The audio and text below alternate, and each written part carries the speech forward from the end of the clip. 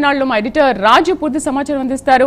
రాజు, ఏంటి TVK counting hall దగ్గర కూడా లోపలికి దూసుకెళ్తున్నట్టుగా తెలుస్తోంది. అటు విజయ్ దూకుడు చూస్తుంటే అన్నా డిఎంకే కూడా పనికిరాదు, అటు టీవీకేనే ముందంజలో ఉంది. అటు రెండు చోట్ల కూడా విజయ్ ముందంజలో ఉన్న నేపథ్యంలో ఏం జరుగుతోంది అక్కడ?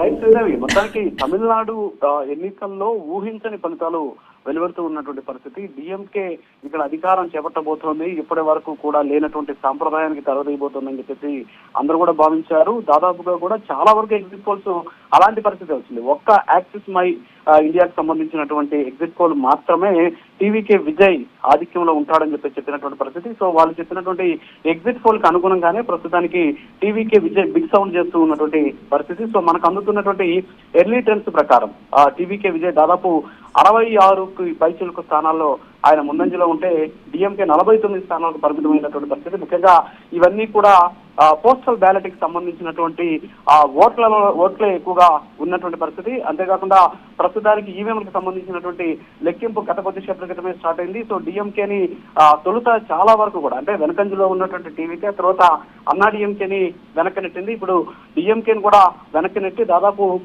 15 నుంచి 17 సీట్ల మధ్య ఆధిక్యాన్ని కొనసాగిస్తూ ఉన్నటువంటి పరిస్థితి కనిపిస్తుంది. ముఖ్యంగా టీవీకే విజయ్కి అక్కడ ఉన్నటువంటి ప్రభుత్వ ఉద్యోగులు పట్టం కట్టినటువంటి పరిస్థితి. ఎందుకంటే ఆయన ఇచ్చినటువంటి హామీలు చాలా వాళ్ళకి మేలు చేసే విధంగా కూడా ఉన్నటువంటి పరిస్థితి ఉంది. ఎందుకంటే ఎన్నికలకు సంబంధించి ఓటింగ్ జరుగుతున్నటువంటి సందర్భంలో కూడా పోలింగ్ రోజు కూడా అక్కడ ఉన్నటువంటి అధికారులతోటి అక్కడ పనిచేస్తున్న సిబ్బందితోటి మాట్లాడినటువంటి సందర్భంలో చాలా మంది టీవీకే విజయ్కి మార్పు కోరుకుంటున్నాం సో అనేటటువంటి అంశాన్ని కూడా వాళ్ళ పట్ల చెప్పినటువంటి పరిస్థితి. ముఖ్యంగా ఆయన పాత పెన్షన్ స్కీమ్ ఓపీఎస్ కావచ్చు, అలాగే కాంట్రాక్ట్ ఉద్యోగులకు సంబంధించినటువంటి క్రమబద్ధీకరణ చేయడం కావచ్చు, అలాగే 20 ఏళ్ల సర్వీస్ పూర్తి చేసుకున్న వారికి 15 లక్షల రూపాయలు రిటైర్మెంట్ గ్రాట్యుటీ, అంగన్వాడీ కార్యకర్తలకి, అలాగే కమ్యూనిటీ హెల్త్ అసిస్టెంట్లకు సంబంధించినటువంటి వ్యాపారాలు పెంచడం, వాళ్ళ జీతాలు పెంచడం కావచ్చు, వేతనాలు పెంచడం కావచ్చు, అలాగే అంతేకాకుండా పోలీసులకి కనీస వేతనం దాదాపు 25,000 రూపాయలకి పెంచేటటువంటి పరిస్థితి, పోలీసులకి వీక్లీ ఆఫ్లు ఇవ్వడం, పోలీస్ సంక్షేమ హాస్పిటల్స్ ఏర్పాటు చేయడం. సో ఈ విధమైనటువంటి అనేక రకాలైనటువంటి హామీలు ముఖ్యంగా ప్రభుత్వ ఉద్యోగులకి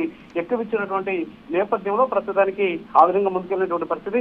సో ఇప్పుడు అందుతున్నటువంటి ట్రెండ్స్ ప్రకారం డిఎంకే 3వ స్థానానికి పరిమితమైనటువంటి సిచ్యువేషన్ అయితే కనిపిస్తుంది. ఎందుకంటే ఇప్పుడు టీవీకే అన్నా డిఎంకే మధ్య హోరాహోరీ సాగుతూ ఉన్నటువంటి పరిస్థితి. సో రెండు పార్టీల మధ్య అంటే అటు టీవీకేకి అలాగే అన్నా డిఎంకేకి మధ్య దాదాపుగా కూడా 15 సీట్ల వ్యత్యాసం, అంటే 15 సీట్ల ఆధిక్యంలో ముందుకి ఉన్నటువంటి పరిస్థితి ఉంది. డిఎంకే అనూహ్యంగా వెనకబడినటువంటి పరిస్థితి. సో 3వ స్థానంలో డిఎంకే కంటిన్యూ అవుతున్నటువంటి పరిస్థితి. సో ఎర్లీ ట్రెండ్స్ ప్రకారం డిఎంకే గెలిచేటటువంటి అవకాశాలు ఉన్నాయి అని అందరూ కూడా భావించారు. కానీ ప్రస్తుతం వెలువడుతున్నటువంటి ఫలితాలు చూస్తూ ఉంటే మొదటి స్థానంలో టీవీకే ముందంజలో ఉంటే, 2వ స్థానంలో అన్నా డిఎంకే కొనసాగుతూ ఉన్నటువంటి సిచ్యువేషన్ అయితే ఉంది. సో ఓవరాల్ గా చూస్తే టీవీకే విజయ్ తమిళనాడులో బిగ్ సౌండ్ చేసేటటువంటి సిచ్యువేషన్ అయితే కనిపిస్తుంది. రాజు, అంటే డిఎంకే కు గట్టి పోటీ ఇస్తుంది టీవీకే, అటు అన్నా డిఎంకే టీవీకే కలిస్తే కనుక రాజకీయం ఏమైనా మారే అవకాశాలు కనిపిస్తున్నాయా?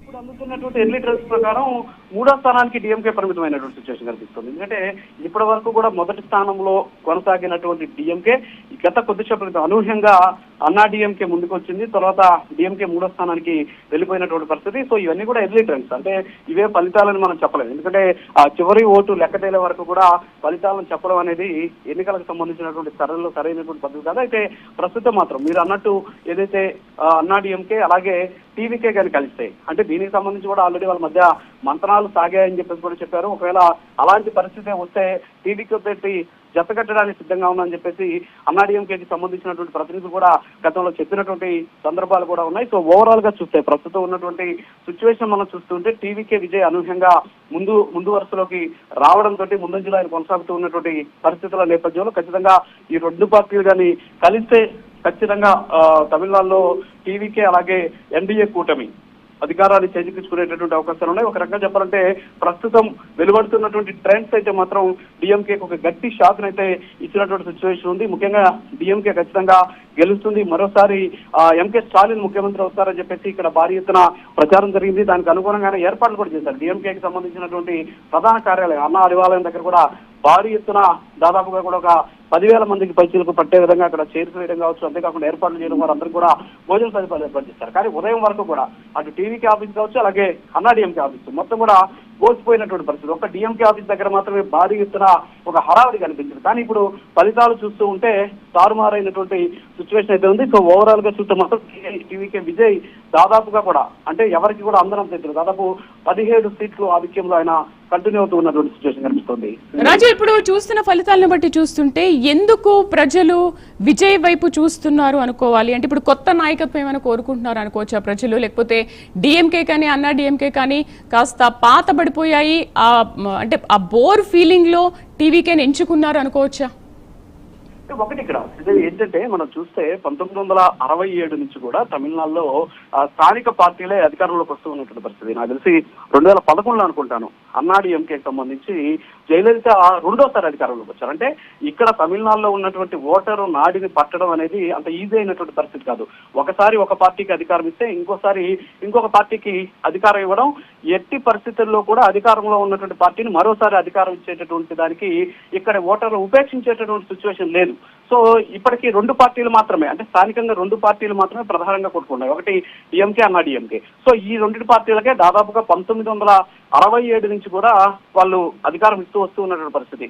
ఆల్టర్నేటివ్ గా అంటే ఒకసారి ఒకరికి ఇస్తే మరోసారి ఇంకొకరికి ఇస్తూ ఉన్నటువంటి పరిస్థితి. మధ్యలో విజయకాంత్ లాంటి ఒక మాస్ సినిమా యాక్టర్లు పార్టీలు పెట్టినప్పటికీ కూడా అంతగా ప్రజలు ఆదరించినటువంటి సిచ్యువేషన్. కానీ టీవీకే విజయ్ ఇప్పుడు ముఖ్యంగా తమిళనాడు రాజకీయాలని కూడా సినిమాల చుట్టూ తిరుగుతూ ఉన్నటువంటి పరిస్థితి. అన్నాడీఎంకే కూడా సినిమా బ్యాక్గ్రౌండ్లు ఉన్నటువంటి నాయకులే ఏర్పాటు చేసినటువంటి పార్టీ. ఆ తర్వాత దాన్ని నడిపించినటువంటి వాళ్ళు కూడా సినిమాకి సంబంధించిన నేపథ్యం ఉన్న వాళ్ళు. ప్రస్తుతానికి కరుణానిధికి సంబంధించి ఏదైతే డిఎంకే ఉందో డిఎంకే కూడా స్టాలిన్ కావచ్చు, ఉదయనిధి స్టాలిన్ ఆల్రెడీ ఆయన సినిమాలో నటిస్తూ ఉన్నటువంటి సిచ్యువేషన్. అంటే సినిమాలకి రాజకీయానికి ఇక్కడ విడదీయరాయినటువంటి అవినాభావ సంబంధాలు ఉన్నాయి. మరి ఈ నేపథ్యంలోనే మాస్ ఫాలోయింగ్ ఉన్నటువంటి విజయ్ టీవీకే పార్టీ పెట్టడం, ఆ తర్వాత తమిళనాడుకి వచ్చినటువంటి నేపథ్యంలో సో ఇక్కడ ఉన్నటువంటి ప్రజలు ఖచ్చితంగా మార్పు కోరుకున్నారు అనేది మనకు స్పష్టంగా తెలుస్తుంది.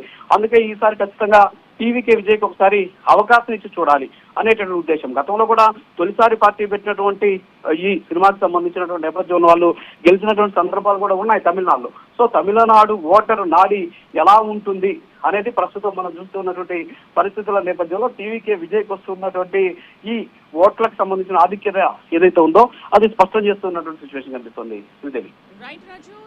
సో అది తమిళనాడులో ఉన్నటువంటి పరిస్థితి. అనూహ్యంగా విజయ్ దూసుకెళ్తున్నారు, 2 చోట్ల కూడా ఆధిక్యంలోనే ఉన్నారు. డిఎంకేకు గట్టి పోటీ ఇస్తుంది టీవీకే. ఒకసారి తమిళనాడు నుంచి మా కరెస్పాండెంట్ సునీల్ మరింత సమాచారాన్ని అందిస్తారు. సునీల్, ప్రస్తుతం ఉన్న పరిస్థితి ఏంటి? ఇప్పటి వరకు